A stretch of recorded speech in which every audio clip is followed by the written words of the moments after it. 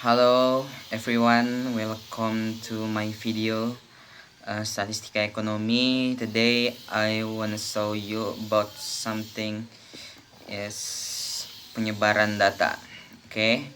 Hari ini saya akan menjelaskan tentang ukuran penyebaran data di dalam pembelajaran statistika ekonomi. Kalau sebelumnya kita sudah bahas ukuran pemusatan seperti median, dan modus, sekarang kita akan melihat bagaimana data itu tersebar, apakah datanya rapat, acak, atau justru jauh-jauh nilainya. Materi ini terdiri dari jarak atau range, deviasi rata-rata, variance, dan standar deviasi, serta ukuran penyebaran untuk data berkelompok. Yuk kita mulai. Satu, yaitu jarak atau range. Kita mulai dari ukuran penyebaran yang paling sederhana, yaitu range atau jarak. Range itu cuma selisih antara nilai terbesar dan nilai terkecil dalam satu kumpulan data. Rumusnya, range sama dengan X max dikurangi X min. Contoh, data 8, 12, 15, 18, dan 20. Nilai terbesar adalah 20, nilai terkecil adalah 8. Maka range adalah 20 dikurang 8 sama dengan 12. Meskipun sederhana, range ini punya kekurangan besar. Sangat sensitif terhadap nilai ekstrim atau outlier.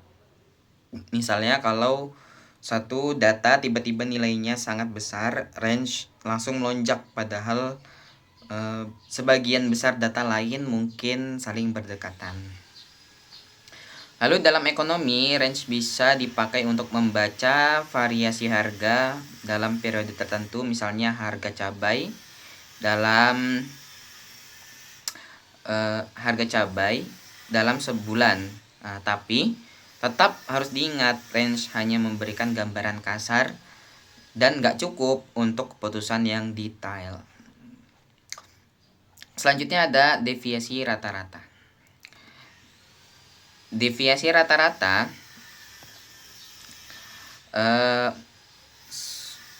atau mean deviation ini adalah rata-rata dari selisih absolut setiap data terhadap nilai mean atau median gitu. Rumus umumnya yaitu adalah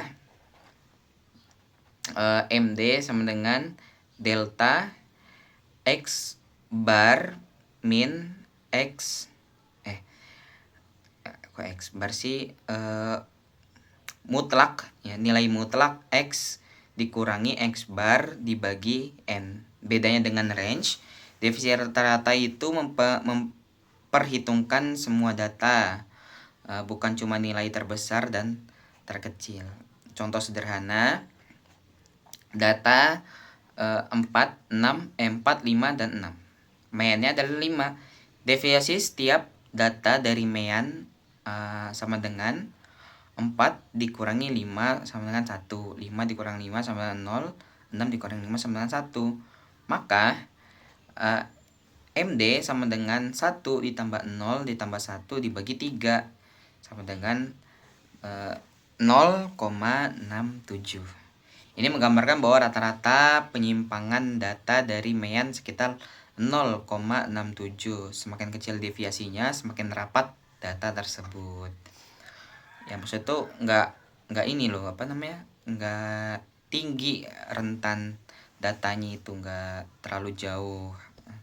Dalam ekonomi, deviasi rata-rata sering dipakai untuk melihat stabilitas harga, variasi permintaan konsumen, atau perbedaan pendapatan antar periode. Selanjutnya itu adalah variance dan standar deviasi. Kita sekarang masuk ke ukuran penyebaran yang paling sering dipakai dalam ekonomi dan statistika modern, yaitu variance dan standar deviasi. Dua ukuran ini punya peran besar dalam analisis risiko, prediksi, hingga pengambilan keputusan. Oke, sekarang kita ke varian dulu. Varian menunjukkan seberapa jauh data menyebar dari nilai rata-rata. Bedanya dengan deviasi rata-rata, varians menghitung penyimpangan kuadrat dari mean. Rumus varian untuk data tunggal yaitu delta x min x bar pangkat 2 dibagi n. Asam penyimpangan dikuadratkan supaya nilai negatif tidak saling menghapus. Lalu memberi bobot lebih besar pada nilai ekstrim.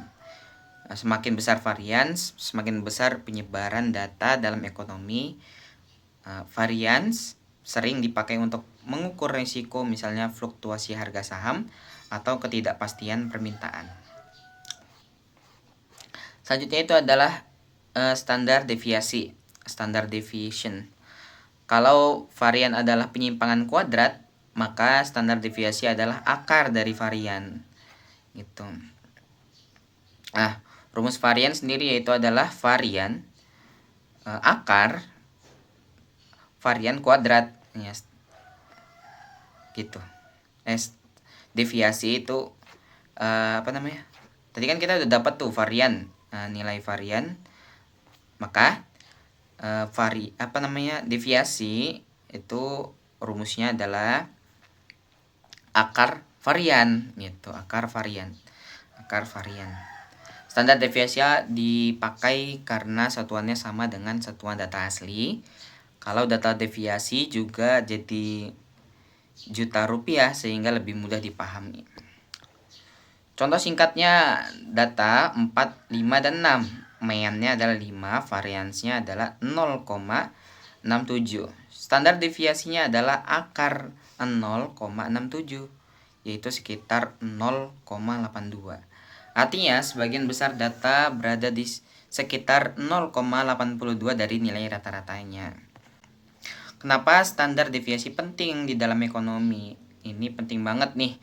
Dalam ekonomi dan bisnis, standar deviasi dipakai untuk mengukur risiko investasi. Ya, semakin tinggi SD, semakin beresiko. Melihat stabilitas harga barang pokok, mengukur variasi produktivitas karyawan, menilai penyebaran pendapatan antar masyarakat, mengukur ketidakpastian forecast. Makanya standar deviasi jadi ukuran penyebaran yang paling sering muncul dalam analisis ekonomi. Ukuran penyebaran data kelompok. Selanjutnya itu adalah ukuran penyebaran data kelompok. Kalau data tunggal itu simple, sekarang kita masuk nih ke data berkelompok, yaitu data yang disusun dalam bentuk tabel distribusi frekuensi. Dalam bentuk tabel distribusi frekuensi. Di sini ukuran penyebaran harus menggunakan rumus khusus, ya, range pada data kelompok. Range dihitung dari 1, yaitu range pada data kelompok. Range dihitung dari batas bawah kelas pertama sampai batas kelas terakhir. Range sama dengan upper limit less dikurangi lower limit first. 2. Varians dan standar deviasi data kelompok. Untuk data berkelompok, penyimpangan dihitung terhadap titik tengah kelas. Kelas midpoint dilambangkan dengan XI. Rumus varian kelompok yaitu varians kuadrat sama dengan delta FI di dalam kurung XI dikurangi X bar dipangkatin 2, pangkat 2 dibagi N. Di sini FI adalah frekuensi pada masing-masing kelas. Selanjutnya itu adalah deviasi rata-rata data kelompok MD delta FI mutlak XI dikurangi X bar dibagi N.